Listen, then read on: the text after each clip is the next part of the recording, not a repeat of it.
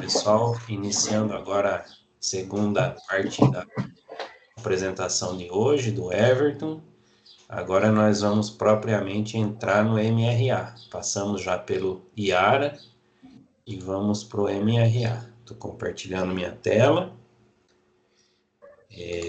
Vamos aqui para a apresentação e vamos ver se eu consigo colocar a tela cheia aqui. Vocês estão vendo minha tela, né? Sim. Sim. Vou fechar meu microfone. Posso começar então, né?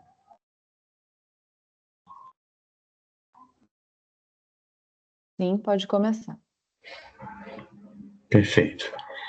Então, vamos falar agora de MRA, que tem 3 etapas, né? Composto por 3 etapas: caracterização das áreas a recompor, validação, vinculação das compensações de reserva legal e sanções administrativas. Primeira etapa, caracterização das áreas a recompor.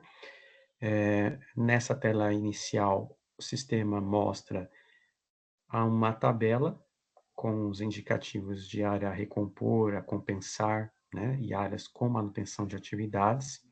Lembrando que essa tabela do MRA não considera as intervenções de baixo impacto que eventualmente tenham sido declaradas no IARA. Isso porque o MRA é um módulo federal, né? E ele não conversa diretamente com o IARA. As informações do IARA e do MRA são consolidadas no módulo seguinte, que a gente vai ver daqui a pouco, que é o módulo do PRADA. Então, não se preocupe se na tabela aí de áreas a regularizar do começo do MRA, não estiver considerando, né, nessa tabela, as áreas de baixo impacto declaradas no IARA, tá? Nessa tela inicial, o proprietário não precisa preencher nada, é uma tela só de visualização, e aí ele passa para a tela seguinte. Na tela seguinte, sim, ele informa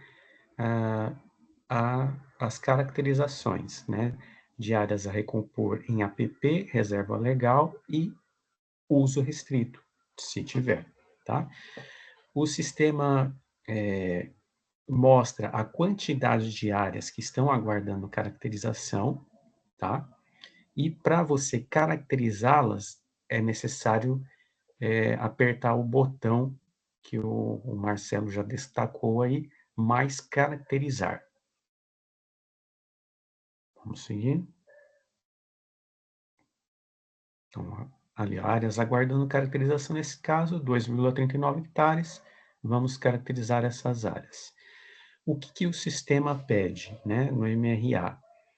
Ele pede para que o produtor faça um diagnóstico dessa área a recompor. Então, isso compreende o histórico de uso da área e o seu uso atual, as condições do solo, potencial de regeneração natural, fatores de perturbação, presença de fragmentos de vegetação nativo próximos, interferências na microbacia hidrográfica a montante e a jusante, e possibilidade de realizar ações integradas com os vizinhos. Então, são informações que o sistema pede com o fim de apresentar para ele uma proposta, né, de uma estratégia para recomposição dessas áreas. Pode seguir. O MRA é integrado com a plataforma Web Ambiente do Embrapa. Então, de acordo com as informações que o proprietário declarar no MRA, essas informações são enviadas para os servidores do Web Ambiente, que indicam a estratégia de recomposição mais adequada para aquela área, né? Dependendo da forma como como foi declarado. Pode seguir. No MRA, o proprietário também pode aplicar o diagnóstico sobre todas as áreas a recompor, ou ele pode delimitar, dividir, por exemplo, a APP em 2 ou mais porções e aplicar um determinado diagnóstico para apenas aquela porção que ele delimitou, tá? E essa delimitação pode ser feita tanto por desenho como por envio de arquivo georreferenciado, um KML ou um shapefile. É interessante fazer esse diagnóstico dividido, né, subdividido em várias áreas, quando ele tiver, por exemplo,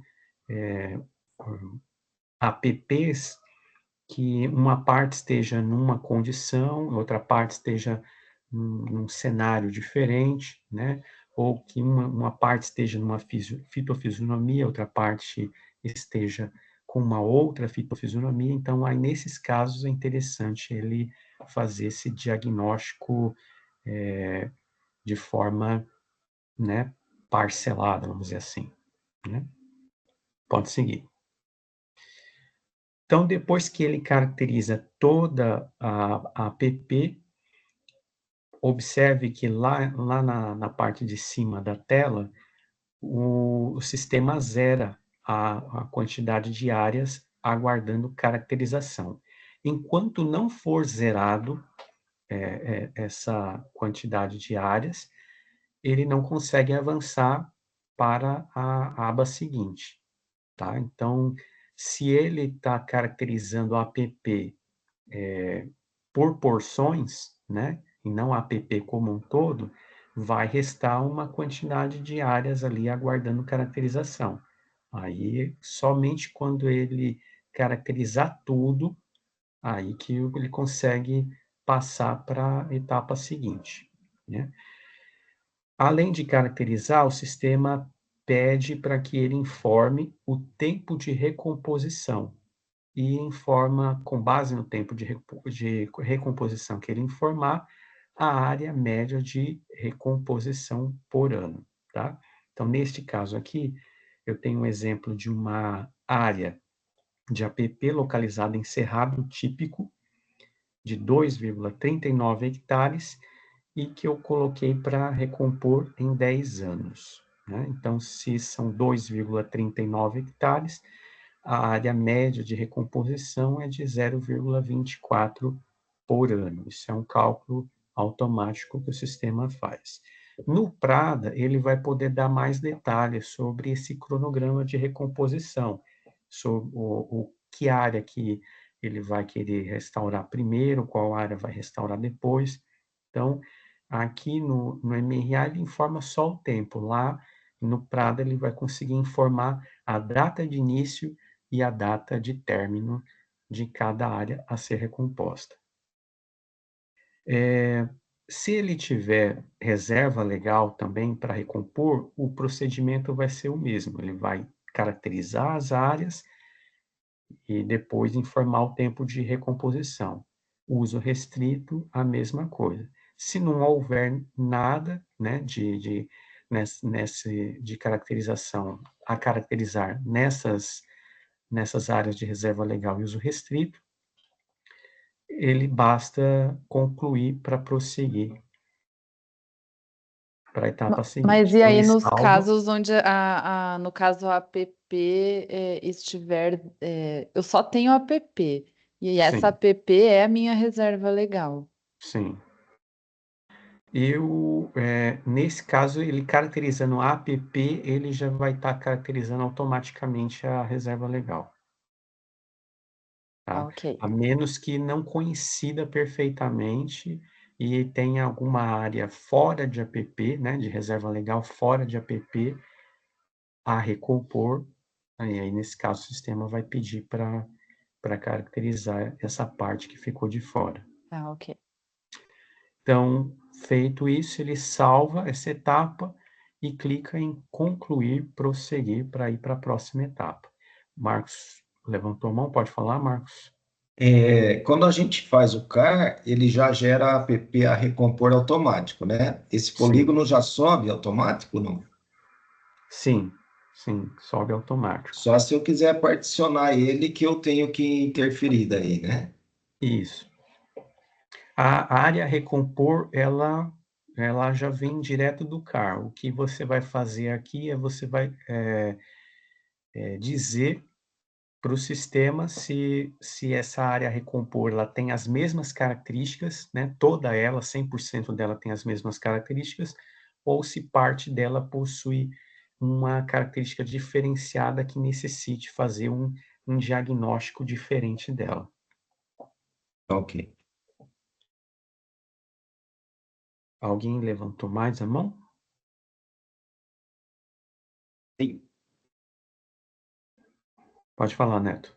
Então, uma pergunta. Você colocou ali cerrado típico, né? Uhum. Aqui em Pirassununga, a gente fica na transição da transição, né? Cerrado e Mata Atlântica aqui é bem, bem complexo a gente fazer uma caracterização. Duas perguntas. Se a gente houver alguma mudança, né? De repente você faz uma caracterização, mas você, de repente, cometeu um equívoco ali. Isso Uhum. é passível de mudança, essa caracterização? Então, vamos lá. O sistema informa a fitofisionomia de forma.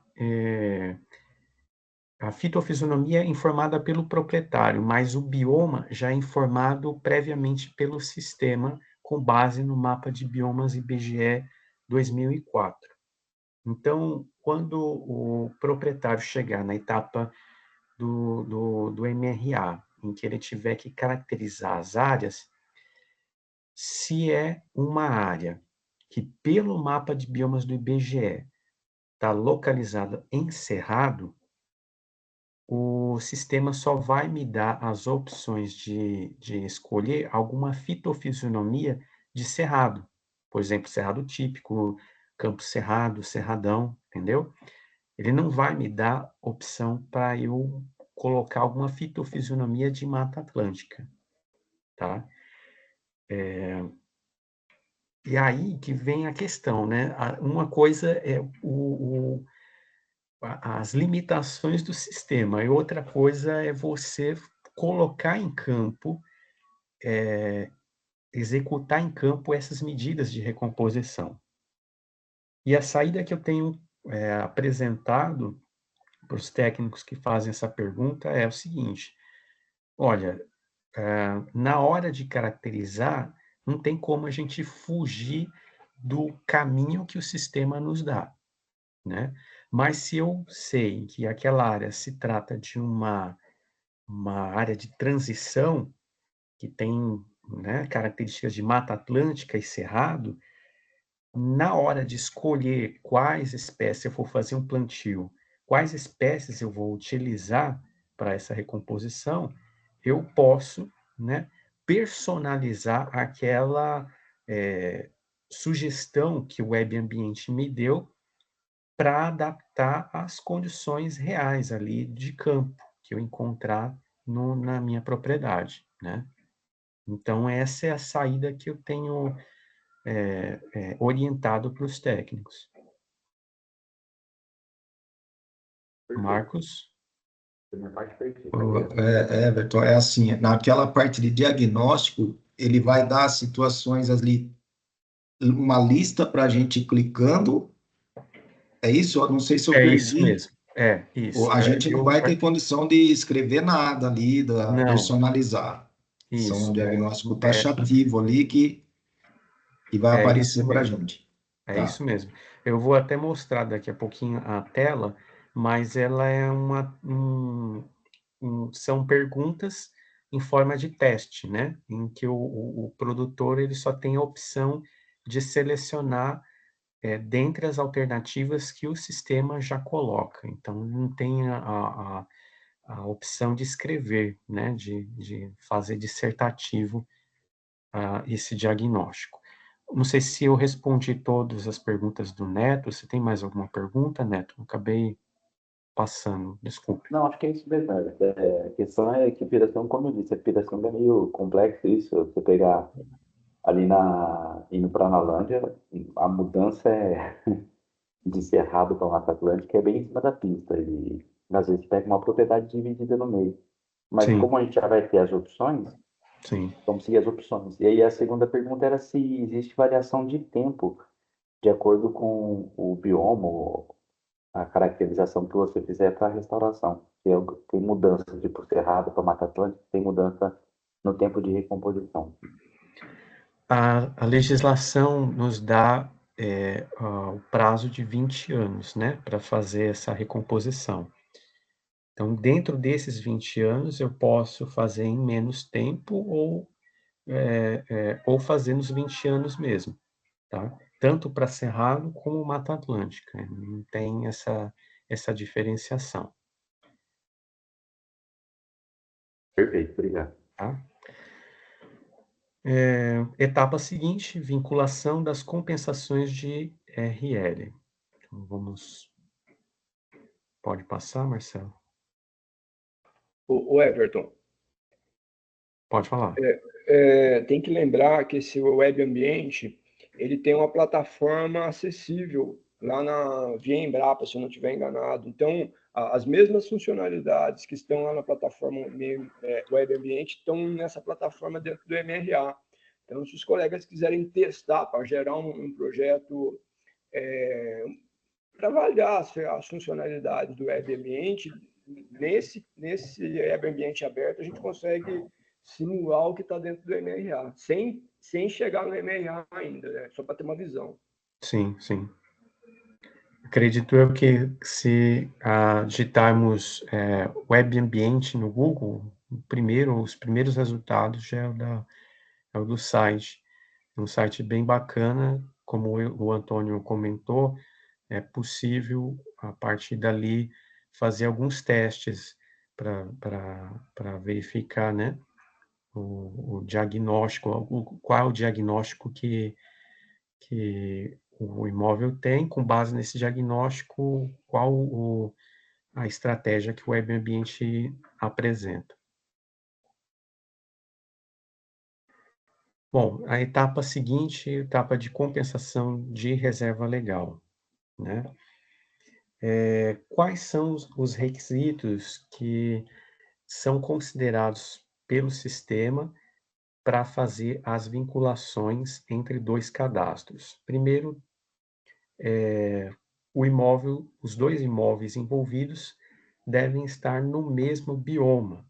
E o bioma aqui a gente está se referindo ao mapa de biomas do IBGE 2004, tá?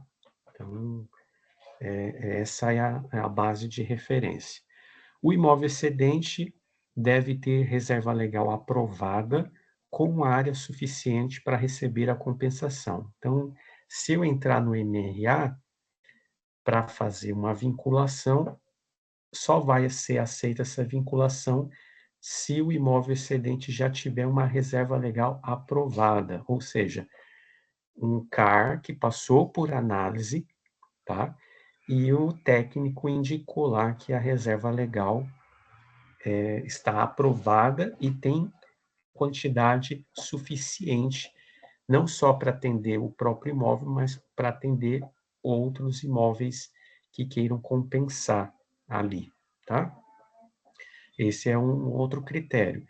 E um terceiro critério, o imóvel excedente deve ter sido previamente validado, ou seja, deve estar em uma das condições abaixo, analisado, aguardando regularização ambiental, analisado em conformidade com a lei ou analisado em conformidade com a lei passível de emissão de cotas, tá?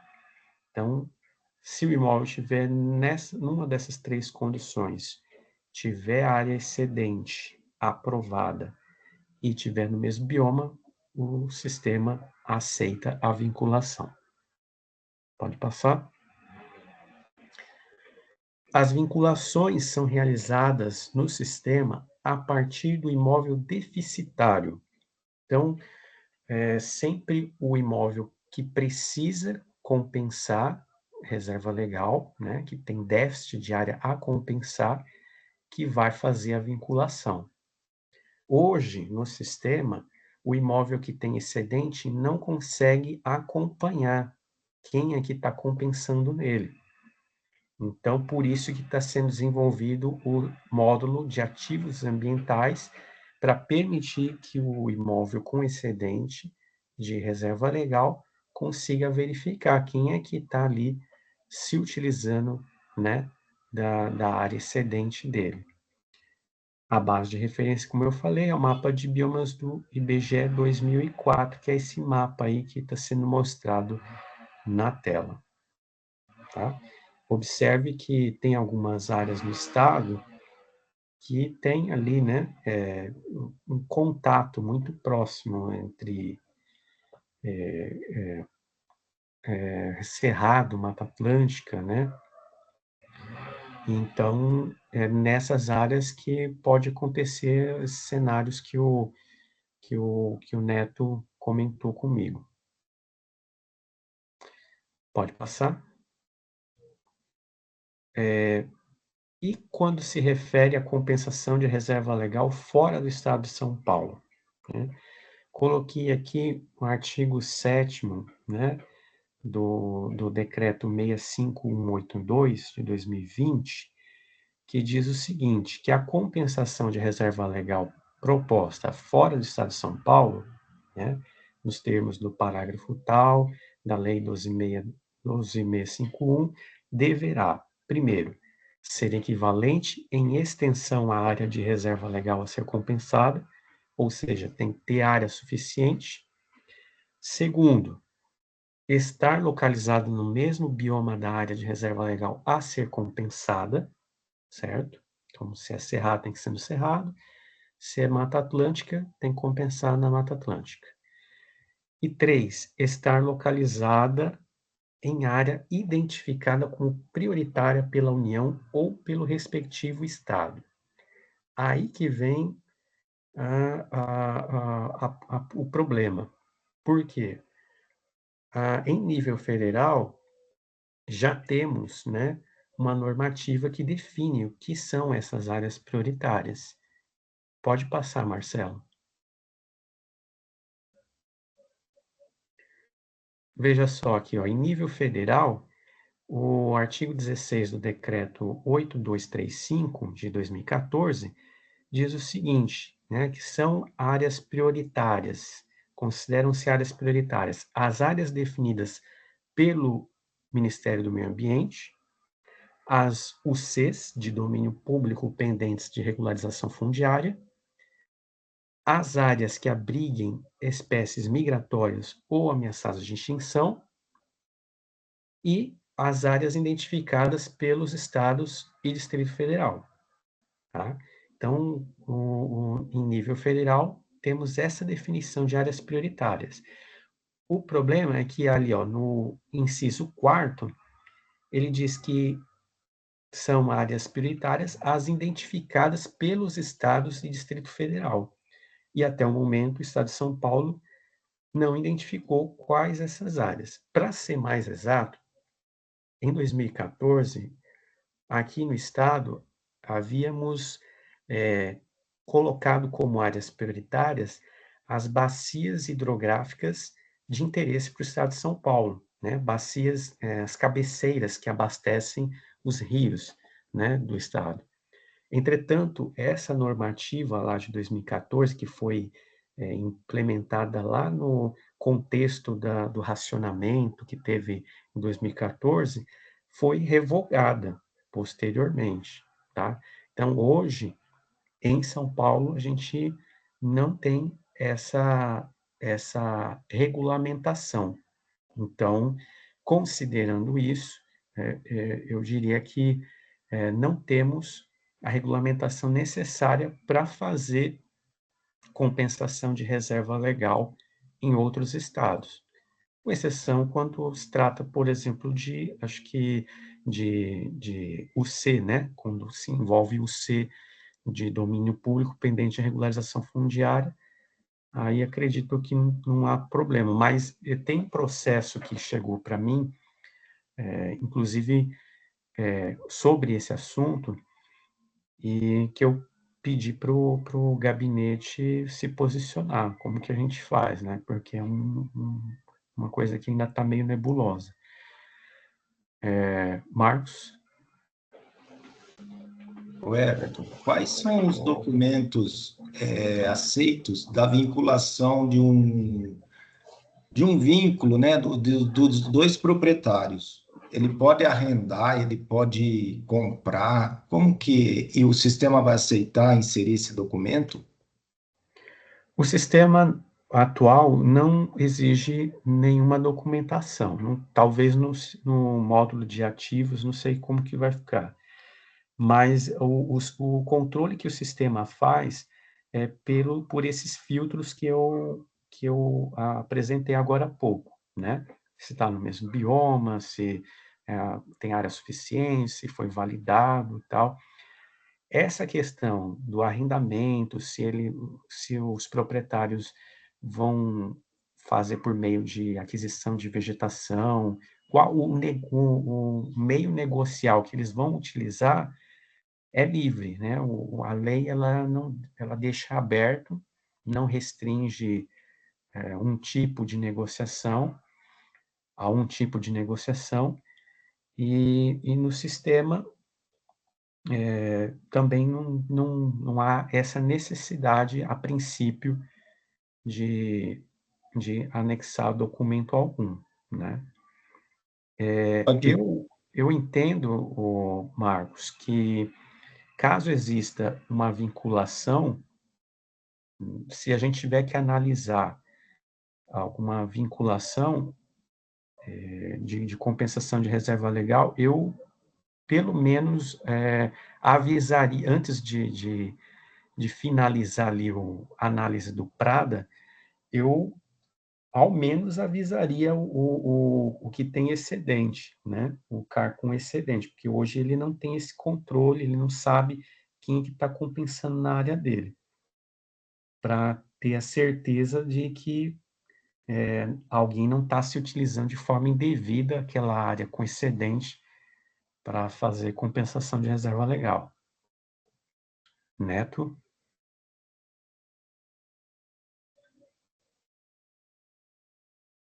Acho que o Neto levantou a mão.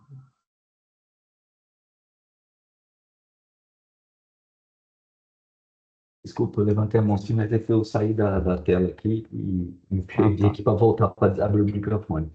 Mas, o Everton, aqui na nossa cidade tem vários produtores que, querendo se adequar, né, foram convidados a fazer aquisição de áreas, né? Já tem vários que tem propriedades já fora daqui. Inclusive, tinha um caso lá que a gente auxiliou lá na Casa da Agricultura, que ela nem precisaria ter comprado a área, mas venderam para ela, ela tem essa propriedade. E tá numa área de Mata Atlântica. E como eu disse, Pirassununga aí tem essa situação da transição, né?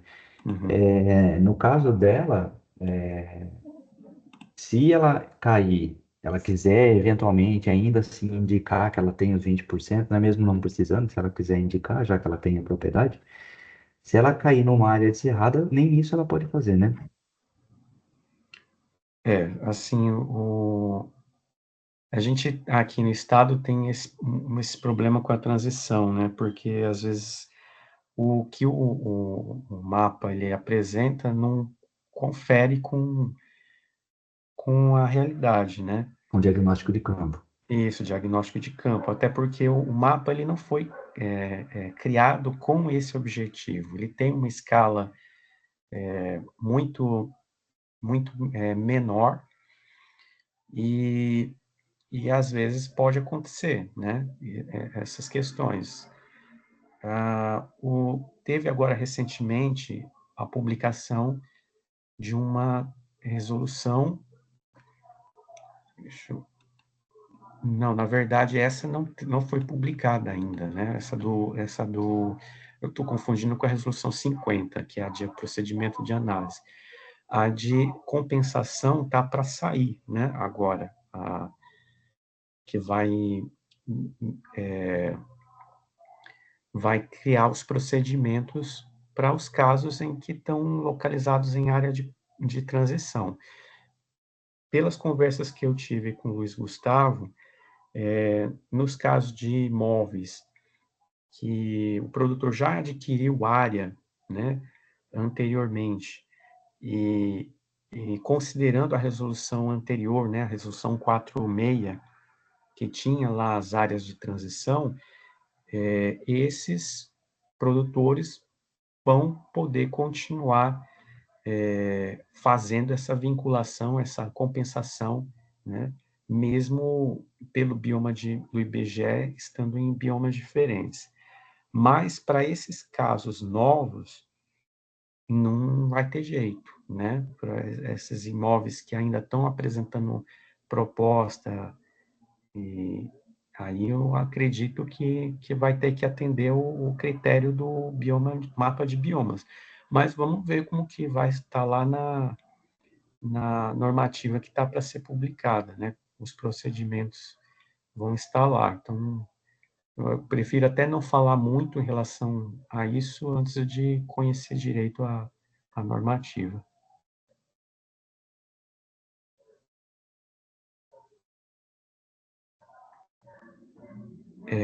Uma outra questão que também tem gerado uma certa polêmica em relação à compensação de reserva legal diz respeito à identidade ecológica. Esse questionamento, ele surgiu por conta desse termo ter sido citado em um julgamento do STF, uma ação no STF. E esse termo ele foi citado especificamente como um critério para aprovação das cotas de reserva ambiental, né, as CRA. E aí ficaram as dúvidas. Quais aspectos devem ser considerados para que se caracterize a identidade ecológica e se esse critério também é aplicável aos demais mecanismos de compensação para além da CRA, né? Ou se ele não é aplicável às compensações de reserva legal. A resposta que nós temos é a que foi emitida pela Secretaria. Pode passar, o Marcelo?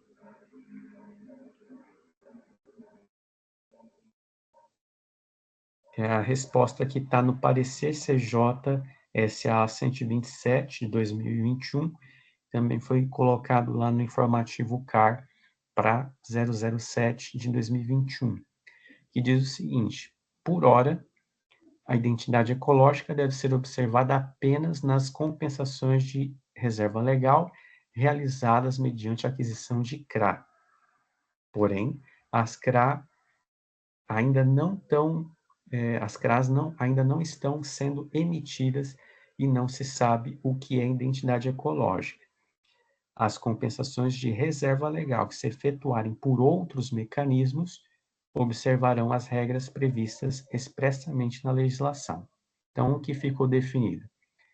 Identidade ecológica, né, é restrito como critério para aprovação de CRA, tá? E como ainda não está nem regulamentada essa questão de CRA no Estado, então a questão da identidade ecológica também é uma coisa para ser resolvida lá na frente, né? O que vem a ser isso? Para os demais métodos de compensação, os demais mecanismos, observa-se apenas o bioma e a área equivalente. Pode falar, Carla. Sou bem confusa de novo, desculpa, mas deve ser observada e não se sabe o que é, me parece bem contraditório. Isso é que... Desculpa, alguém entendeu? Então, e esse texto, Carla, é o texto que foi retirado expressamente lá do informativo. Não, tudo bem, mas vocês entendem isso? Não, porque, sei lá, acho que a gente não vai usar isso agora, né? Assim, cada caso depois vai ser um caso, mas só por curiosidade, deve ser observada e não se sabe o que é? Então, o que é que a gente tem que observar? Literalmente, não faz sentido para mim. O que eu entendi é que a identidade ecológica é um critério que deve ser observado apenas nos casos em que a pessoa querer adquirir CRA. Só que quando, como o CRA ainda não está, né, ainda não está regulamentado no Estado, então é uma questão que precisa ser trabalhada futuramente, porque no momento ninguém sabe definir exatamente o que é identidade ecológica, né? Tá bom, tudo bem. Então, assim, essa é uma questão que lá na frente, quando o Estado regulamentar, se ele regulamentar as CRA, vai ter que ser levado em consideração, né? Aqui a normativa diz que para emitir a CRA tem que observar a identidade ecológica, mas o que é identidade ecológica? Ninguém sabe, essa é a verdade, né? Então, é um problema que, a gente assim, não tem, né? Porque se a gente não sabe o que é e também não está emitindo CRA, é um problema que exatamente a gente não tem nesse momento, né? Exato. A gente não tem um problema porque a gente não está emitindo. Quando a gente passa, se o Estado resolver regulamentar, aí vai passar a ser um problema para a gente resolver, né? Primeiro definir o que é identidade ecológica para conseguir fazer a emissão dessas CRAs, né? Certo. O fato é que a gente tem bastante para caminhar ainda, né? Na Exato. questão conceitual também, né? Então, tá Isso. bom. O que ficou interessante nesse parecer é que se definiu que para os demais mecanismos de compensação a gente não vai precisar se preocupar com isso. Então, é uma questão que, por enquanto, a gente não vai precisar se preocupar. Então, só o bioma vale. E pronto, Bioma né? e área, né? Ok, sim. Tá certo. Pode passar. Aqui a tela do MRA, que mostra como que é feita o preenchimento dessa etapa da compensação. Veja que lá no alto da tela aparece a quantidade passiva a compensar, nesse caso 1,68 hectares, e na sequência o sistema dá as alternativas de compensação, que pode ser a aquisição de uma vegetação, né, em imóvel de terceiro, a aquisição de CRA, você veja que está desabilitado, porque ainda não é permitido no Estado, ainda não está regulamentado no Estado, arrendamento de área sob regime de servidão ou reserva legal, doação ao poder público de área localizada no interior de unidade de conservação de domínio público pendente de regularização fundiária, ou ainda o cadastramento de outra área equivalente e excedente à reserva legal em imóvel de mesma titularidade ou adquirida em imóvel de terceiro, tá? Então, essas são as alternativas que o proprietário tem. No caso de doação em UC, a aprovação ela também vai depender de um aval, no caso, se for uma UC estadual, né, o aval da Fundação Florestal, no que se refere à questão dominial, né? A gente não tem o controle para saber se aquela área que está dentro de UC, se ela é uma área grilada ou se é uma área que realmente pertence àquela pessoa, né?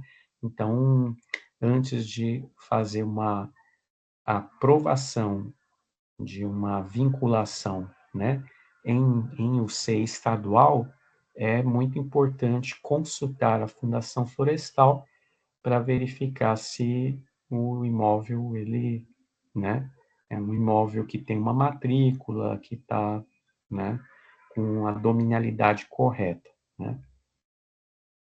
Bom, depois de escolher uma das alternativas, o sistema mostra ali na parte de baixo qual foi a alternativa que ele escolheu, o CAR onde ele está compensando, a área a compensar, né? Se essa área for insuficiente para regularizar os passivos, ele, ele precisa indicar mais uma outra área para compensar o restante.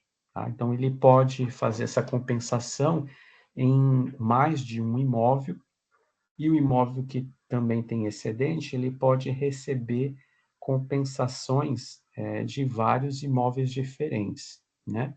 Então, o importante é que ele consiga ali zerar os passivos a compensar, tá? Mesmo que seja em mais de um imóvel. Everton, surgiu uma dúvida aqui, que eu até assinalei, aí o que seria, como que diferenciar uma área adquirida em imóvel de terceiro com um arrendamento? O que seria a diferença entre uma coisa e outra? Olha, isso aí é um assunto para pessoal que cuida de cartório. Eu particularmente não sei diferenciar. Eu também fiquei com essa dúvida quando eu olhei essas alternativas, mas eu acredito que se existem essas alternativas, deve ter alguma diferenciação, mas não sei te dizer. Nós O estamos com um Antônio levantou a mão. caso que o consultor subiu uma matrícula que não está no nome da pessoa que tem o déficit. Ele colocou uma matrícula de um terceiro. E não tem um arrendamento.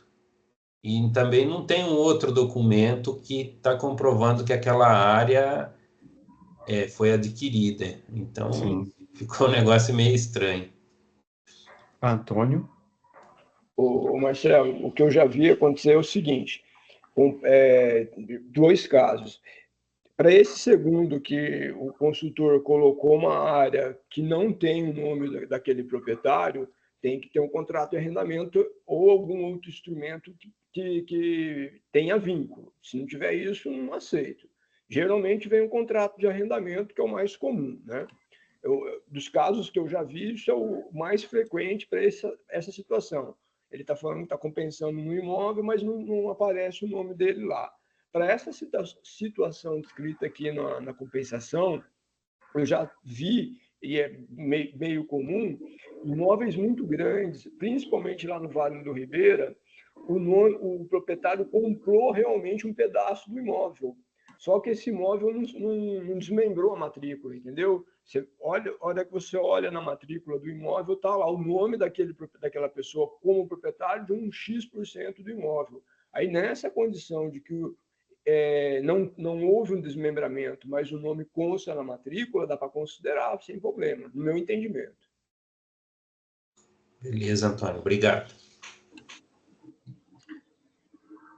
Eu lembro que o Zé Roberto comentava que tem alguns casos que a pessoa adquire somente a vegetação no imóvel de terceiro. Talvez fosse isso, Marcelo, mas não sei como que funcionaria a negociação ali, né? O registro em cartório disso, né? Porque é um imóvel, imagino eu, que continua sendo de terceiro, mas você adquire a vegetação dele, né? É como se fosse o caso da CRA, que não é regulamentada ainda. Isso, a diferença é que a CRA você está adquirindo um título, né? Um papel. E ali você está adquirindo a vegetação física mesmo. Pode passar. Ué, só uma pergunta. Sim. Como que fica essa questão de arrendamento para servidão ambiental? Porque assim, aí, que nem o Marcelo falou que tem lá o nome, tem a matrícula, mas não tem nada, nenhum arrendamento. Mas o contrato de arrendamento, se ele não tiver uma cláusula que ele é perpétuo, ou se ele não ficar averbado em matrícula dizendo que ele não é revogável, eu posso fazer um contrato de arrendamento de uma propriedade, legalizá-la do ponto de vista ambiental Uhum. e amanhã cancelar esse contrato. Então, no caso de servidão, a servidão ambiental, ela precisa ter um tempo mínimo de 15 anos, né? Isso está previsto lá na Política Nacional do Meio Ambiente, uma lei mais antiga. No entanto, apesar da área, né, de servidão ambiental ter que ter um mínimo de 15 anos, o arrendamento ali dentro dessa servidão pode ter um tempo menor, né?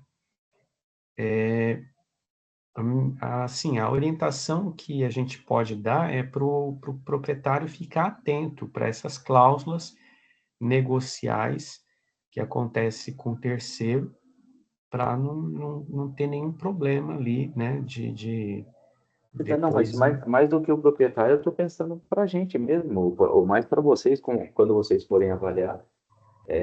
O produtor pode, de certa forma, né, não são todos, mas a gente sabe que sempre existe uns perdidos no meio. Sim, Ele pode agir de má fé, fazer um contrato, legalizar a propriedade e cancelar esse contrato de arrendamento.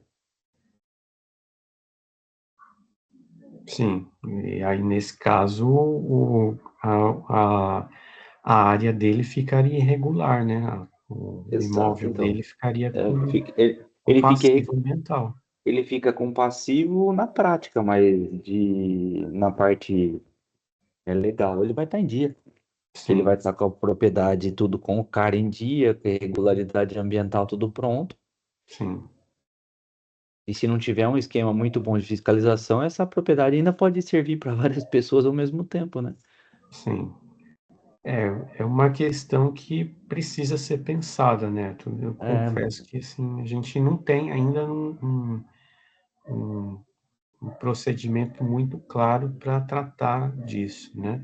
entendi, mas é uma Eu- coisa para deixar anotada aí para levar para É, frente, né? Porque eu acho que o senão. único jeito, Neto, seria no final do contrato, nós, ou o CETESB, eu não sei o órgão que está dando o acordo aí, o de acordo, cobrar da pessoa, senão ele volta a ser irregular. Isso.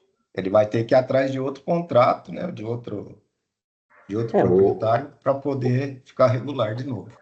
ou então vai ter que ter aquele, assim como tem eu acho que vai ficar, né, registrado, mas dentro do site do CAR ter essa propriedade amarrada para ela não ser utilizada duas vezes, né? Porque mesmo que ele cesse o contrato, fica registrado que a área está arrendada para a pessoa, para não ter sobreposição depois, né? O reaproveitamento da área, né? Eu acredito que nesse caso de compensação é muito importante dar publicidade, né, para essas negociações, ficar tudo registrado em matrícula para que resguardar mesmo o proprietário de não ser passado para trás, né? Então, é uma questão que precisa ser melhor avaliada aí, né? Perfeito, obrigado.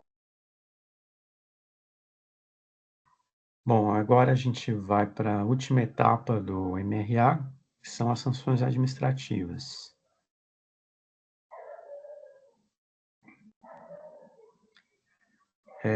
Uma das sanções que o sistema identifica são os embargos do IBAMA. Os embargos são identificados automaticamente por meio de um filtro que o sistema federal possui.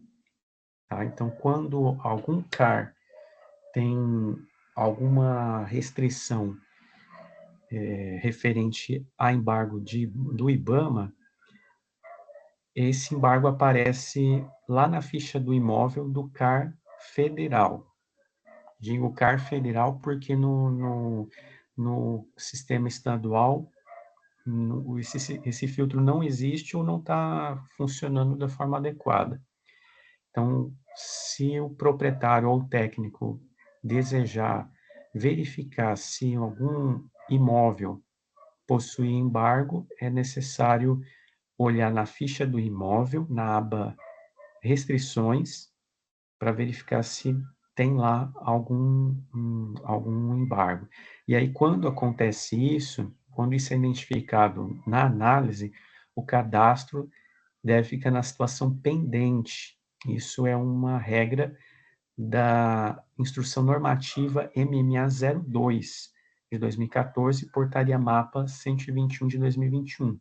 Então, se o técnico identificou lá na ficha do imóvel, no CAR federal, que o imóvel possui algum tipo de embargo, né, alguma restrição do tipo embargo, é necessário colocar ao final da análise esse cadastro na situação pendente, tá? Pode passar, Marcelo, desculpa. Diz que a gente pode consultar na ficha do imóvel, mas também a gente pode consultar isso nesse site, né, que é o serviços.ibama.gov.br. Se você colocar lá embargos IBAMA no Google, o primeiro resultado que aparecer vai ser esse aí, tá? Mas, como a gente já consegue ver isso pela ficha do imóvel, eu acho até mais prático, né, mais interessante, a gente já ir lá no car.gov e verificar se isso está lá na aba restrição. Então, além desses embargos que o sistema identifica de forma automática, o proprietário ele pode cadastrar, né, colocar, inserir mais alguma outra sanção que o imóvel tenha sofrido de forma manual. Pode passar, Marcelo. E aí, se tiver, então, algum auto de infração ou embargo a ser cadastrado, ele deve clicar ali no botão verde cadastrar novo auto de infração, certo? Os autos que forem cadastrados ou os embargos que existirem vão aparecer na parte superior da tela, né? O número do auto de infração, a esfera do órgão responsável pela autuação e a descrição do que se trata esse embargo. Aqui no exemplo, por exemplo, é desmatar florestas ou demais formas de vegetação. Isso foi uma autuação que ele sofreu, né, por um órgão federal e, por conta dessa autuação, ele precisa regularizar para colocar o imóvel, o cadastro na situação ativo novamente. Embaixo, na parte de baixo, aparecem ainda as sanções administrativas a suspender cadastradas pelo usuário. Quais são essas sanções? São sanções que estão previstas lá no PRA, né? De que ele tem direito à anistia. São sanções praticadas antes de 22 de julho de 2008, tá? Então, se tiver alguma, essa sanção, ela é suspensa, tá? Depois de cadastrar, ele salva e passa para a próxima. Pode seguir. Essa parte de cadastramento de auto de infração e embargo é a parte do MRA que pede mais detalhamento, né? Então, observe aí que quando se refere a autos de infração, ele pede para preencher todas as informações em vermelho, que são obrigatórias, e ainda anexar um arquivo do auto de infração. Pode passar? Se tiver embargos, a mesma coisa, né? Depois o sistema mostra ali os detalhes e a localização.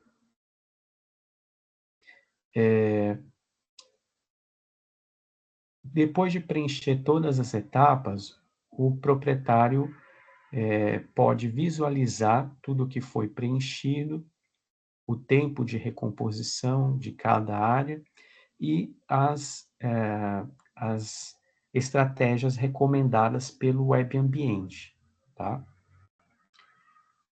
Aqui ele tem também, desculpa, só isso.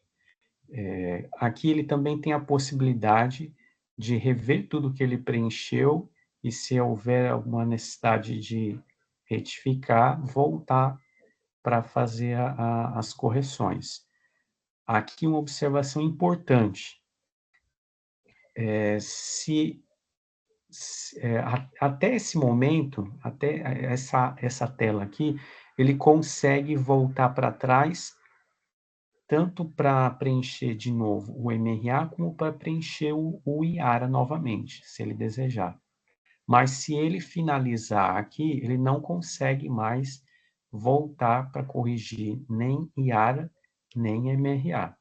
Então, antes de ele clicar em concluir o MRA, ele deve certificar que está tudo preenchido da forma correta, entendeu? Porque o sistema ele fica aberto para correções até a finalização do MRA. Finalizou o MRA, ele já não deixa mais voltar nem para o MRA e nem mais para o IARA.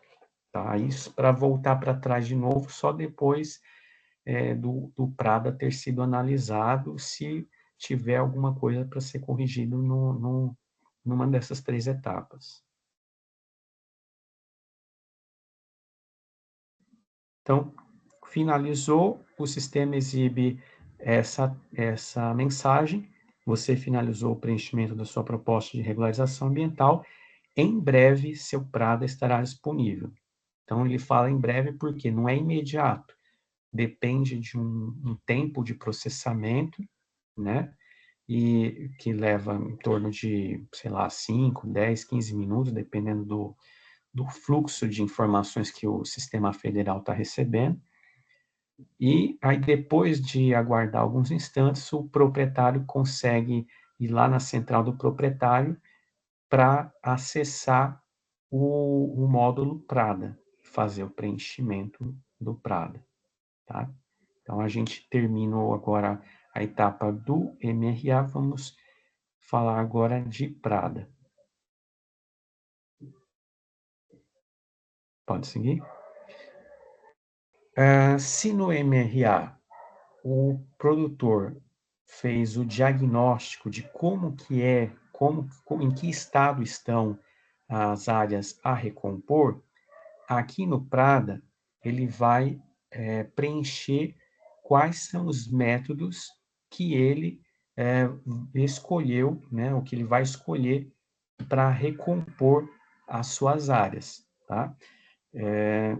A gente viu que o Web Ambiente ele dá sugestões, mas a palavra final é do produtor, né? Mesmo que o Web Ambiente tenha sugerido alguma estratégia, o produtor ele tem a liberdade para escolher tanto o método mais adequado, mais viável, tanto economicamente como ambientalmente, para a sua área, como ele pode escolher também quais as espécies que ele vai utilizar, no caso, se ele for fazer plantio. Então, quais são os métodos de recomposição em reserva legal que são admitidos conforme as normativas, né, que a gente tem aqui no estado? Então, a condução da regeneração natural é uma delas.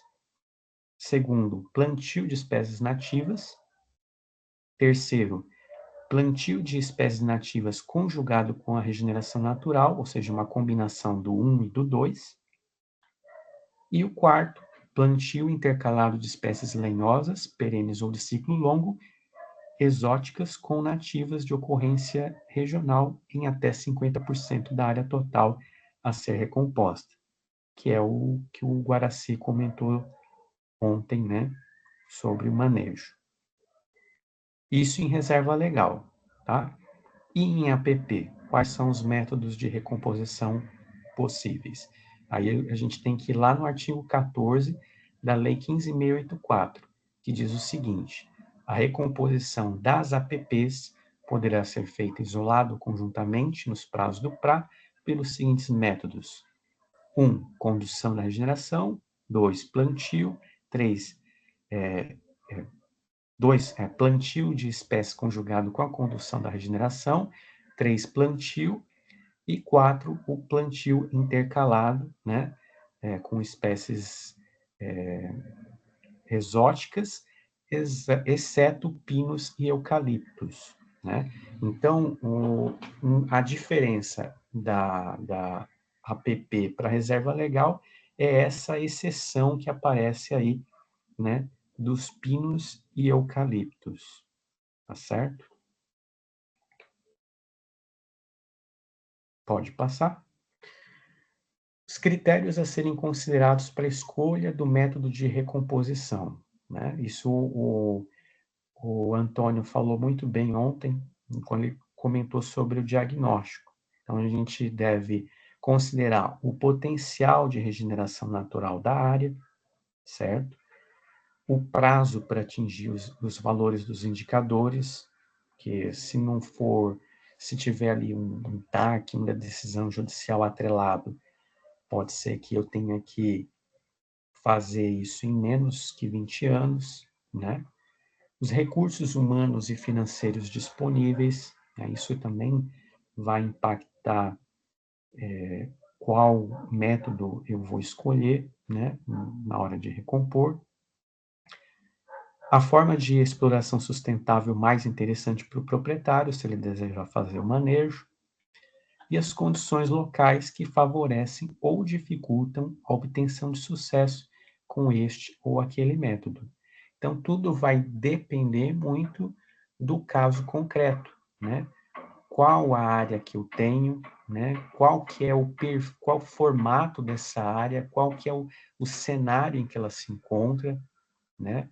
Se tem algum fragmento de vegetação próximo, se ele tem condições ali de conseguir somente por exemplo, com a condução da regeneração natural, ele conseguir evoluir, né, para um estágio sucessional mais avançado, ou se vai depender de um pouco mais de intervenção do proprietário, né, até mesmo na parte de conservação de solo e água, para poder conter assoreamento, erosão. Então, qual que é o diagnóstico mesmo daquela área, para eu ver se a escolha de um ou de outro método vai favorecer ou não o sucesso da minha recomposição, tá? Pode passar. Aqui também vale dar essa dica, né, de consultarem o manual técnico operacional, onde a gente encontra orientações e diretrizes a respeito da recomposição, né, de vegetação nativa. Então, é um material para consulta, onde o técnico e o produtor pode observar para orientar mesmo e ter um norte de como realizar a execução das medidas de recomposição. O Manual do Agrolegal se encontra disponível na página inicial do CAR.agricultura, tá? Então, está ali disponível tanto na página inicial como na parte de biblioteca. Toda e qualquer execução de projeto de recomposição deve levar em consideração os indicadores a serem atingidos ao final desse processo, né? Então, quando se for escolhido esse ou aquele método, deve-se levar em consideração que deve-se atingir esses indicadores num prazo determinado. Então, no caso, por exemplo, de florestas ombrófilas estacionais, é necessário atingir indicadores de cobertura do solo com vegetação nativa, densidade de indivíduos nativos regenerantes e número de espécies regenerantes, espécies nativas regenerantes. Para cerradão, cerrado e cerrado estrito sensu, a mesma coisa. E para campos ou campos cerrados, formações pioneiras de influência fluvial, como por exemplo várzeas, é considerado apenas o indicador de cobertura do solo com vegetação nativa, tá? Então, não é cobertura de copa, é cobertura de solo com vegetação nativa. Então, no caso de uma várzea, se ela tiver ali culpada com as vegetações próprias de várzea, vegetações nativas, né? Mesmo que ela não tenha cobertura de copa, e é natural que ela não vai ter mesmo, né? Por conta das características dela, é considerado como cumprido, né? A recomposição dela. Isso está tudo detalhado na Resolução Conjunta SAA-CIMA 04 de 2021. Lá vocês vão encontrar os detalhes sobre esses indicadores. Pode passar? Bom, voltando aqui ao sistema, então, aqui eu estou na tela, mostrando a tela inicial da central do proprietário. A partir do momento que o Prada está disponível, aparece essa mensagem, né, em vermelho, dizendo que a sua proposta de regularização ambiental foi finalizada com sucesso e pede para ser preenchido o Prada. Então, aí basta ele clicar em atender para acessar o módulo Prada e iniciar o preenchimento. Pode seguir? A primeira tela que aparece ao clicar em atender é essa aqui, ó, regularização ambiental, deseja rever algum termo ou instrumento similar celebrado antes de 2012, né? Antes da Lei 12.651 de 2012. Então, aqui eu queria aproveitar para falar um pouquinho, mas assim, bem brevemente, sobre a questão da revisão dos termos, que eu sei que isso sempre gera dúvidas entre os técnicos, entre os proprietários, né? A questão da revisão de termos, ela está regulamentada, né? Pode passar, o Marcelo? Ela está regulamentada por algumas normativas, né? Tanto federais como estaduais. Mas antes de falar dessas normativas, né, queria mostrar aqui quais são os termos, né, quais são os compromissos anteriores referentes à reserva legal e à recomposição da vegetação nativa. Então, as denominações mais comuns que temos é o TRPF, que é um termo mais antigo emitido pelo IBAMA, que é para a instituição de reserva legal, e o TRPRL, né, que é o termo para preservação da reserva legal, para instituir a reserva legal. Além desses dois, temos o TCRA, que é o termo para recomposição da vegetação nativa. Temos o TAC, termo de ajustamento de conduta, que é firmado pelo Ministério Público. E, além deles, temos as decisões judiciais e os TCIRC-RL. O TCIRC é um termo que equivale a um comprovante de apresentação de proposta de reserva legal.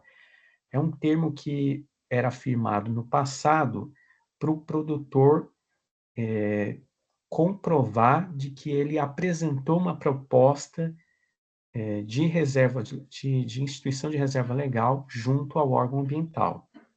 Então, no meu entendimento, é um termo que, assim, nem precisaria ser revisto porque ele não firma nenhum compromisso, assim, efetivo. Ele é um termo que diz, onde o proprietário fala, eu estou prometendo que vou instituir a reserva legal, né? Então, não é a instituição da reserva legal de fato.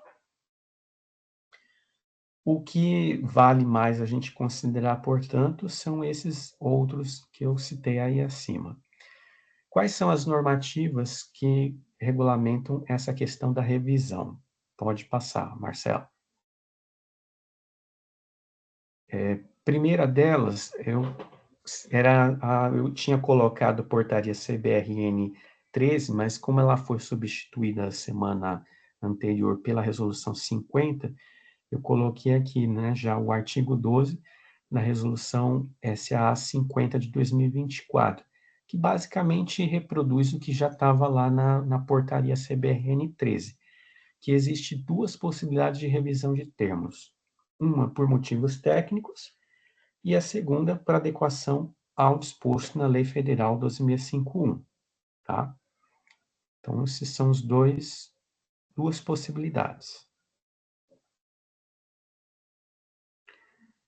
No artigo 13 dessa mesma resolução, diz o seguinte, que a revisão por motivos técnicos poderá ser realizada independentemente da adesão do proprietário ou possuidor rural ao PRA. Ou seja, se o imóvel tiver algum problema, algum motivo, algum erro técnico que acarrete na impossibilidade de execução das ações, né, de restauração, por exemplo, um polígono de reserva legal que, por conta de problemas no georreferenciamento desse polígono, acabou sendo aprovado parte dele fora do polígono do imóvel, né? Fora do perímetro do imóvel. Então, é um caso de erro técnico.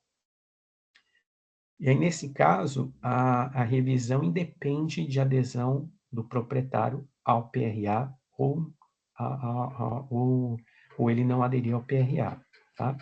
Quais são outros motivos técnicos, né, que demandam revisão de compromissos? Celebração do compromisso anterior em desacordo com a legislação ambiental em vigor à época, tá? A inadequação da metodologia de recomposição prevista no compromisso anterior, certo? Pode passar. A conveniência de adoção das metodologias previstas na Resolução Conjunta 04, desde que o proprietário ou possuidor concorde com essa alteração, ou seja, ele tem lá, por exemplo, um TCRA que fala que ele tem que executar as medidas de recomposição em acordo com a Resolução 08 de 2008, uma resolução que já caiu há muito tempo. E se ele tem interesse de fazer essa recomposição pela Resolução 04 de 2021, ele pode pedir a revisão desse TCRA, tá? 5. A prorrogação de prazo para consecução das ações de restauração. Então, se, por exemplo, ele tem um termo já vencido, com prazo de execução já vencido, ele pode pedir a revisão para a prorrogação desse prazo. 6. A retificação da matrícula do imóvel pelo cartório de registro de imóveis que interfira no polígono da área. E 7. Outros motivos devidamente justificados pelo técnico responsável pela análise, né? Aqui ficou meio em aberto, mas seriam outros motivos que a gente verifica que caracterizou um erro na instituição da reserva legal. Por exemplo, uma reserva legal, eu sempre cito esse exemplo, que foi instituída em cima de uma servidão administrativa. Então, é um motivo técnico, né, que pode ensejar, então, a revisão desse compromisso anterior. Pode passar, Marcelo.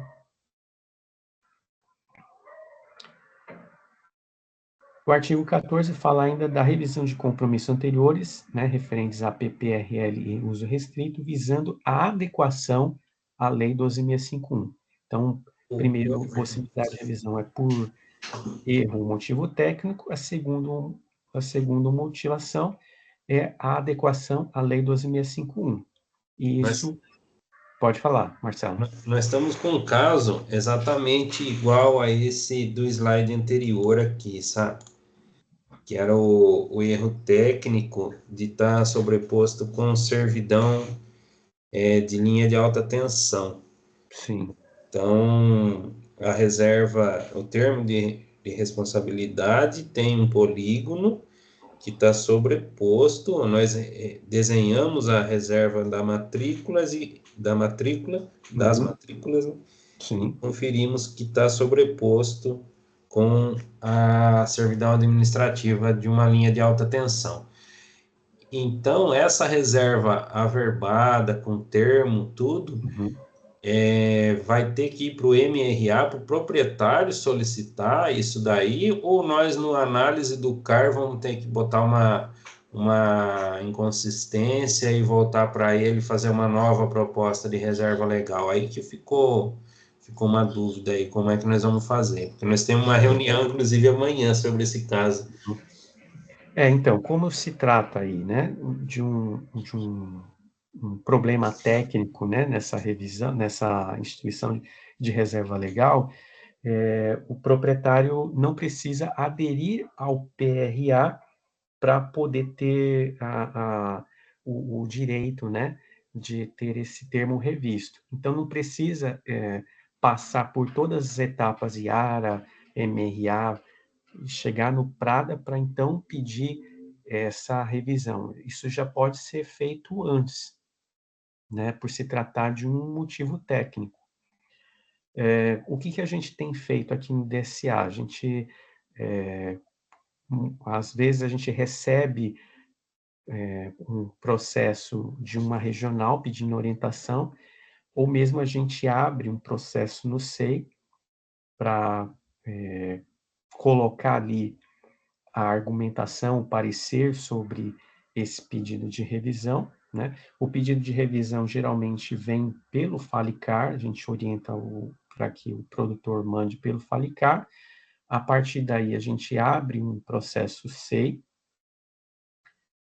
analisa esse pedido, se ele está em conformidade com as normativas, né? Se é passível esse termo de ser revisto. Havendo a possibilidade de revisão, é aconselhável que o técnico já peça para o produtor retificar o CAR para que faça ali, né, todas as etapas já conforme a revisão que foi deferida, tá? O pedido de revisão que foi deferido. Então, para esses casos de revisão por motivos técnicos, não precisa chegar no MRA nem no PRADA.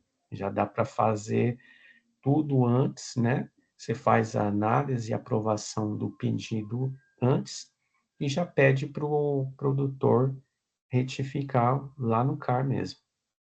E nós vamos emitir um ofício para ele levar ao cartório para cancelar a averbação? Então, essa é uma outra questão, né?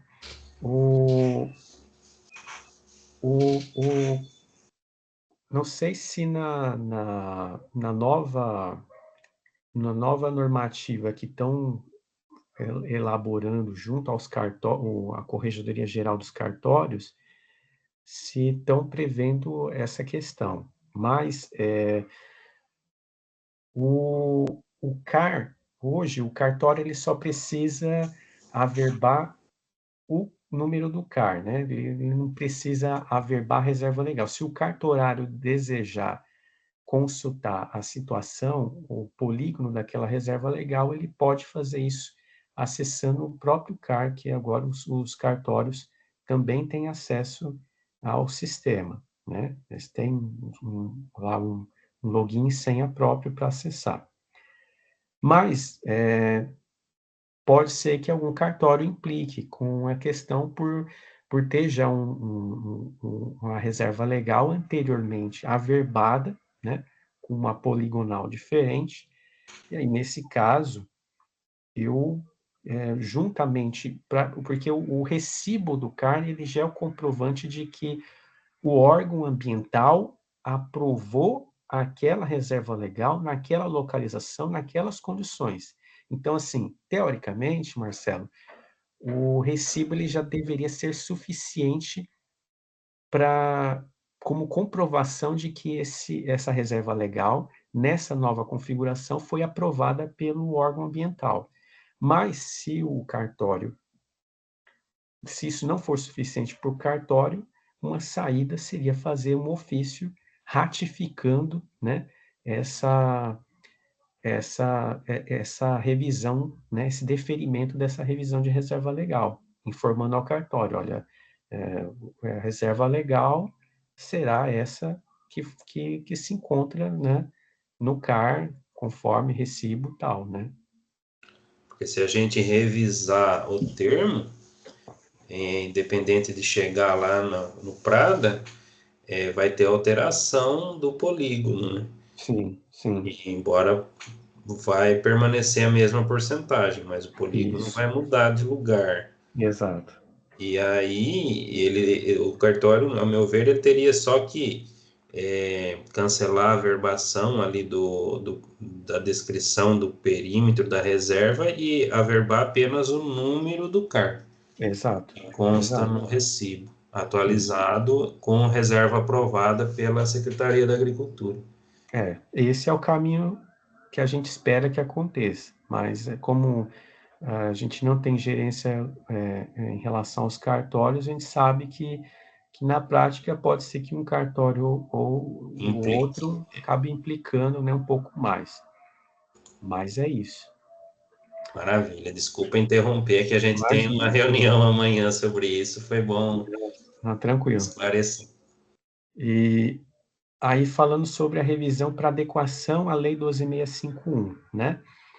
Então, o artigo 14 dessa resolução que acabou de sair do forno diz o seguinte, que ela somente será deferida se for solicitada pelo proprietário ou possuidor do imóvel, se o proprietário ou possuidor do imóvel rural aderir ao PRA, agora aqui sim, né? Se for para adequação a 12.651, ele precisa aderir ao PRA.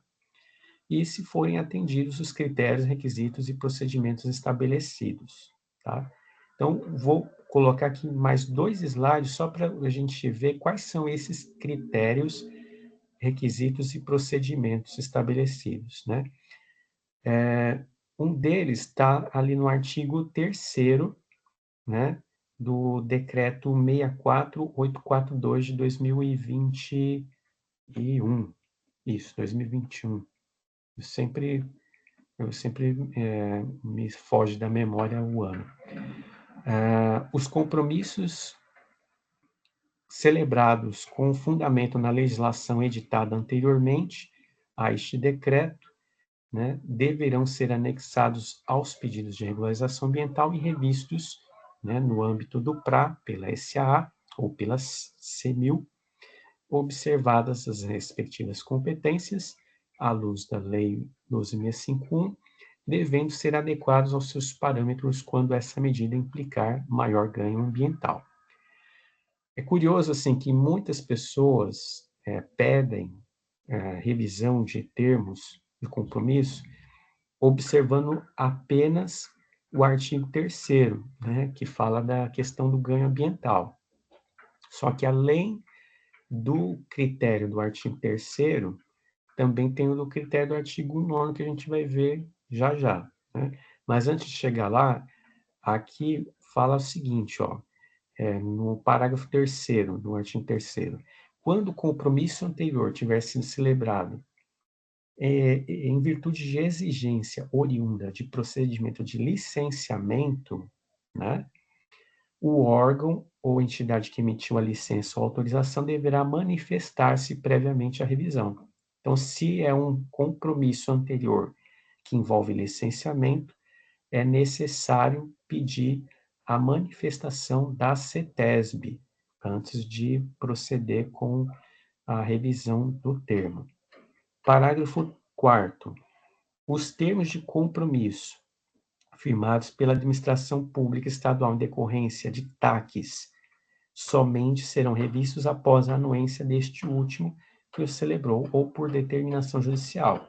Então, se for pedido de revisão oriundo de algum TAC, né, algum termo de ajustamento de conduta, a gente faz todo o processo de análise, mas antes de solicitar para o proprietário, né, assinar o novo termo, né, já com a reserva legal retificada, deferida, conforme a revisão, a gente deve pedir a anuência do Ministério Público, né? Mandar um ofício para o Ministério Público e falar, olha, ele entrou com pedido de revisão, da nossa parte aqui está tudo certo, ele atende as normativas, né? Já apresentou a proposta dele no CAR, né? Já foi analisado, ele agora a gente pede a anuência, né? Sua, no Ministério Público, para ver se ele pode ou não firmar esse termo e seguir, né, com o termo revisto. E em parágrafo 5º, né, os termos de compromisso firmados pela administração pública estadual em atendimento à decisão judicial somente serão revistos mediante determinação do Poder Judiciário. Então, se é um termo decorrente de uma sentença, né, então somente o juiz poderá dizer se pode rever ou não. Antes disso, a gente não pode rever, tá? E aí falei do artigo 9º, para finalizar essa questão da revisão de termos. O artigo 9º, ele é bem explícito e ele restringe bastante essa questão de revisão de termos para adequação à Lei 12.651. No caso de revisão de localização de reserva legal, né, ele fala que somente ocorrerá em imóveis destinados à agricultura familiar ou para atividade de baixo impacto.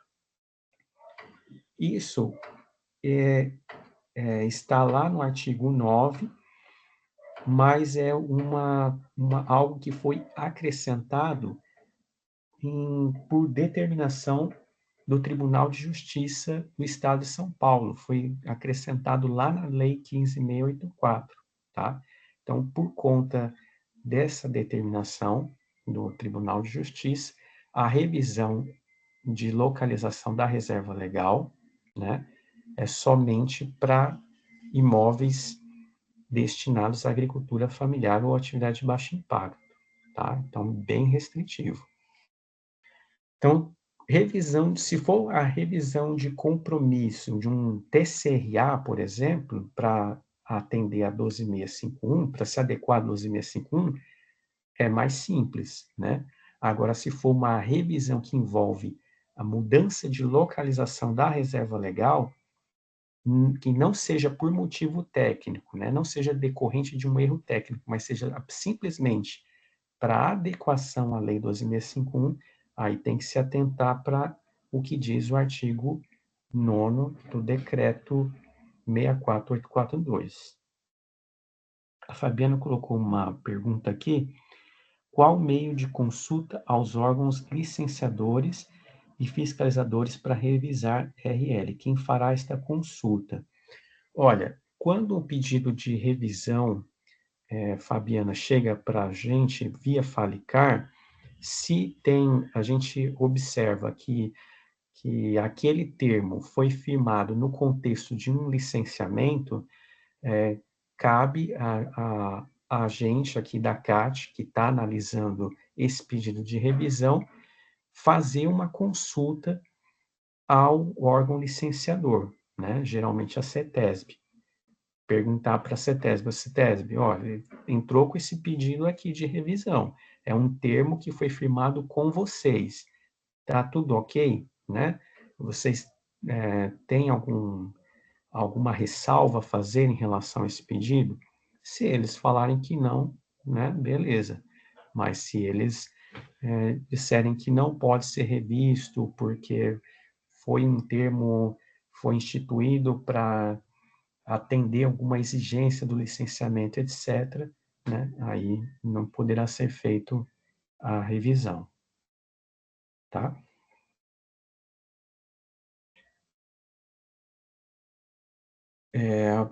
Pode passar.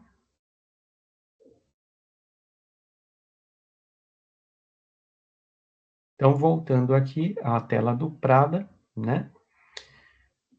Se eu não desejar rever nenhum termo ou um instrumento similar antes da Lei 12.651, vou dizer que não, e aí vou passar para o preenchimento dos demais formulários do Prada, tá?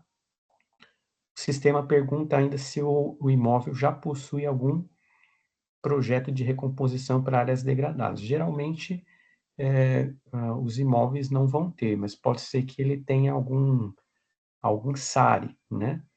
E aí, se ele tiver, ele vai responder que sim e vai informar o número desse projeto, tá? Depois ele passa para o preenchimento dos formulários. O primeiro formulário que ele preenche é dos dados gerais do requerente ou interessado, depois os dados do responsável técnico, em terceiro, o projeto propriamente dito, né? E em quarto, o cronograma. Vou falar primeiro dos dados gerais do requerente ou interessado. Pode passar. Então, a cara do formulário a ser preenchido é parecido com o do Google Docs, né, do Google Forms, né, digo.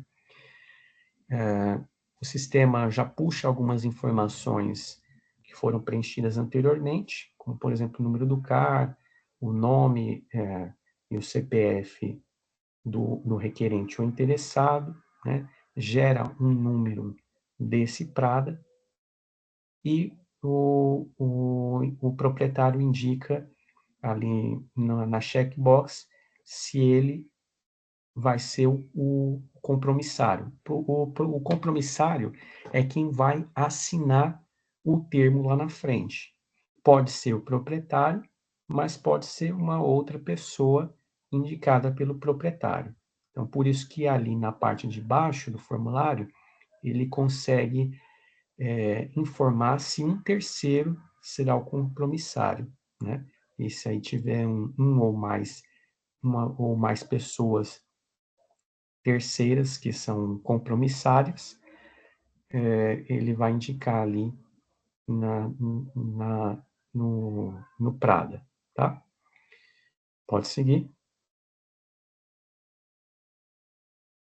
O segundo formulário a ser preenchido é dos dados do responsável técnico, né? A pessoa que foi responsável pela elaboração do Prada, isso se houver, tá? Se não houver nenhum técnico responsável pelo projeto, se o responsável for o próprio proprietário, né? Ele vai responder aqui que não, dizer que está de acordo com as informações apresentadas e enviar esse formulário. Então, mesmo que não tenha um responsável técnico, a pessoa que estiver preenchendo precisa entrar nesse formulário, né? Dizer que não e enviá-lo para o sistema, tá? O terceiro formulário a ser preenchido é o do projeto. Aqui do lado esquerdo, eu coloquei a tela que aparece, né, para o produtor preencher, com as características da área a ser recomposta, a definição, né, da área a ser recomposta e tal. E do lado direito da tela, como que essas informações aparecem já no Prada preenchido.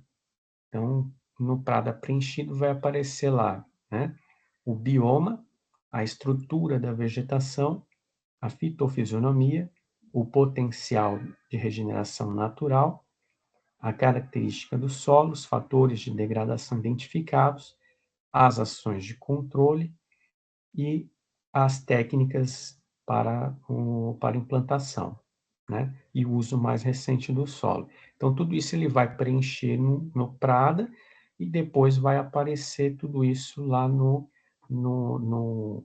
PDF preenchido.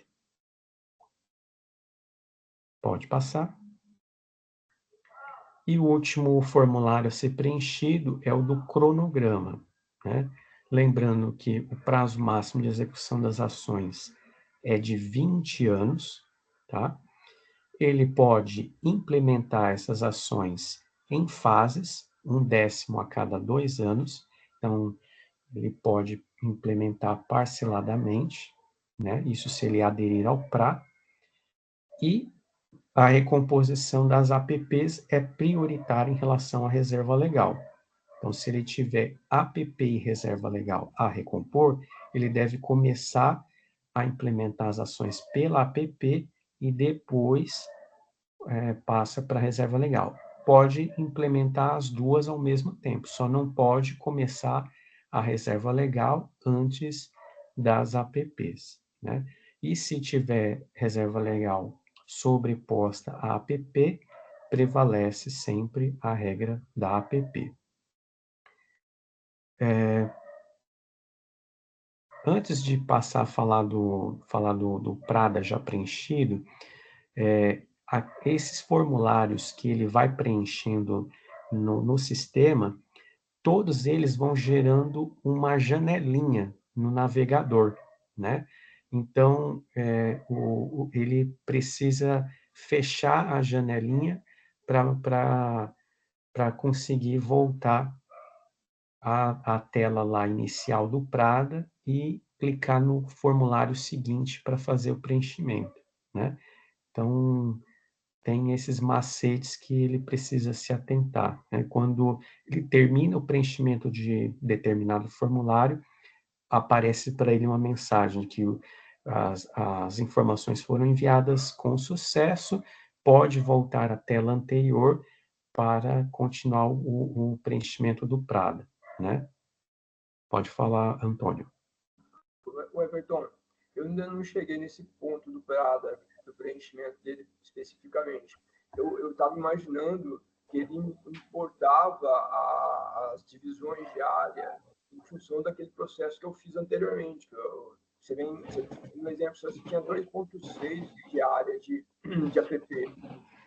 Se eu quebrasse aquelas áreas em áreas menores, eu já fiz essa divisão, eu imaginei que aquilo importava aquelas áreas de acordo com a divisão que eu fiz anteriormente, mas pelo visto não é isso que ocorre, né? Eu acredito que ocorre sim, viu, Antônio? Não sei se no sistema, no momento, ele está funcionando da forma adequada, mas teoricamente ele deveria sim parcelar. É que aqui as telas que eu peguei aqui para apresentar para vocês, eu peguei de vários casos diferentes, né? Então, nesse exemplo que eu peguei aqui do PRADA, eu não parcelei, mas se fosse parcelado, ele deveria mostrar sim, de forma parcelada, tá? Aí, seguindo, né, eu terminei o preenchimento do PRADA, novamente o sistema vai pedir para que eu aguarde alguns instantes para que o PDF desse PRADA seja disponibilizado na central do proprietário, né?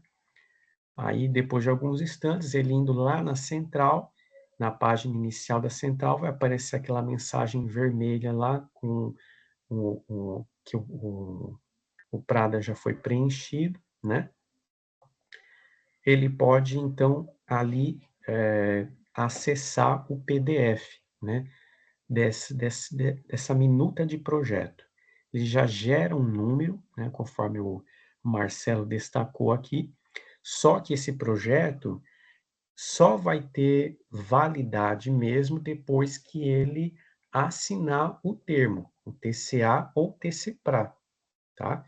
Então, por enquanto, esse PDF é uma mera proposta. O Marcelo pode ir passando as telas seguintes, que vai mostrar a cara do PDF, né, do projeto, né, aqui com as áreas a regularizar. Depois a seguinte. Aqui as informações que estão contidas no Prada, né? Que é basicamente tudo que ele preencheu nas etapas anteriores, tá? Pode seguir. Aí também mostra a caracterização das áreas a recompor, regenerar.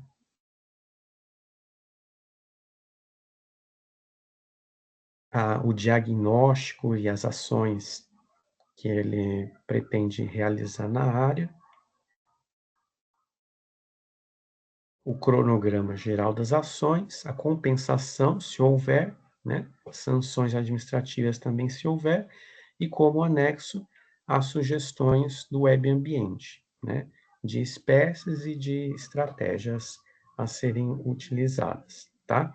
Então, tudo isso que compõe o Prada, primeiramente, aparece como uma minuta, né? É uma minuta de Prada que passará a ter validade a partir do momento em que esse Prada for analisado e aprovado por um técnico e assinado o termo de compromisso, né?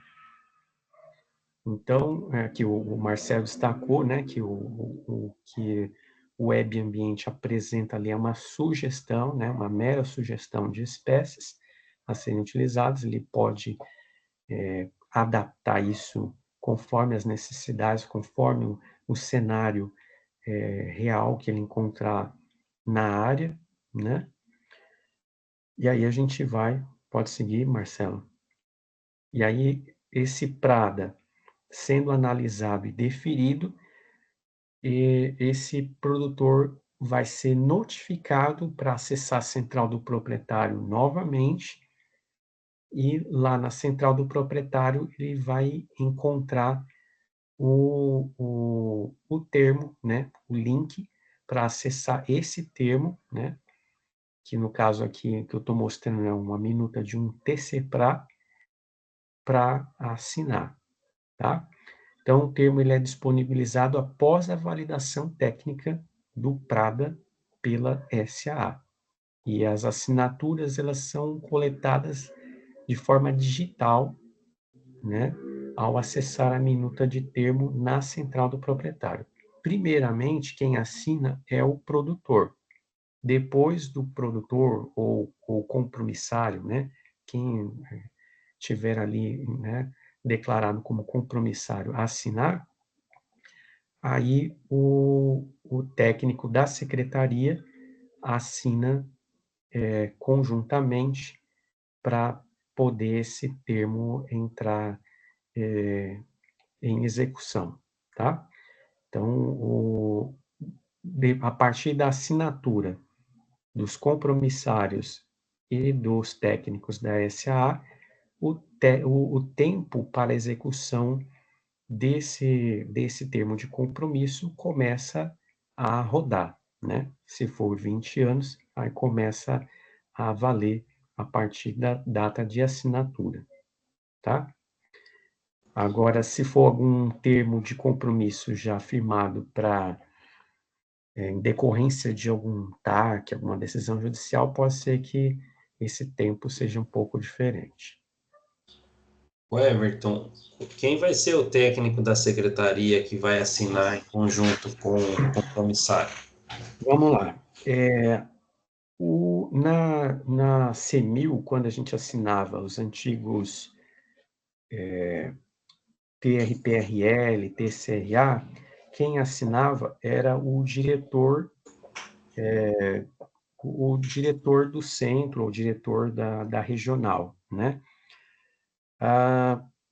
Aqui no caso da CAT, a gente sabe que nem sempre é o diretor que está ali como ponto focal, né, da questão da análise do CAR. Então, eu não sei se seria o ponto focal, se seria o diretor da regional, ou se seria mesmo o técnico que fez toda a análise. É algo para se confirmar aí com o gabinete da CAT, né, com o Ricardo. Certo. Provavelmente, acho que quem está bem a par da análise, né? Mas vamos aguardar com o Ricardo. Sim. No CAR, a gente percebe que nos pareceres de análise técnica, aparece ali como responsável pela análise o técnico, se eu não me engano, aparece também o nome do gerente operacional, né? Eu não sei se no caso do TCPRA, eu posso até, quando a homologação estiver funcionando, que agora o ambiente de teste não está funcionando, eu posso verificar se aparece só o nome do GO, ou se aparece só o nome do técnico, ou se aparece os dois. Provavelmente ou é o GO ou o técnico que vai aparecer ali para validar, né? Eu precisaria fazer um teste com outra pessoa que não é GO e técnico ao mesmo tempo, porque eu faço comigo, eu sou GO e técnico, né? Então, aí eu não consigo ver. Não dá para diferenciar. Não dá para diferenciar, né? Tranquilo. Então é isso, pessoal. É isso que eu tinha para apresentar. Consegui finalizar a 1 minuto antes do meio-dia. Então, se vocês tiverem alguma dúvida aí, estou à disposição. Se tivesse planejado, não ia dar tão certo assim o tempo. Pois é. Não, foi ótimo. Acho que o pessoal foi tirando as dúvidas aí no decorrer da apresentação. Quem não conseguiu acompanhar vai poder rever ou vai poder ver através da gravação. E muito obrigado, Everton. Muito obrigado, Antônio, por estar participando aí no segundo dia. Eu sei que o Antônio também está de férias, né? E nós podemos aí contar novamente com o apoio de vocês, porque é um desafio grande para nós, né? Entrarmos aí no MRA. Tem muita informação que a gente precisa auxiliar os produtores a estarem colocando aí no IARA, no MRA, depois no PRADA. Então, nós vamos precisar do apoio de vocês futuramente aí. Perfeito. Da minha parte, eu fico sempre à disposição aí, tanto por e-mail, por zap, né? Tendo dúvidas aí, pode contar comigo. Maravilha, muito obrigado, então. E eu vou parar agora a minha gravação aqui. Só para lembrar o Marcelo, então, de enviar ficha de avaliação. E queria aproveitar para agradecer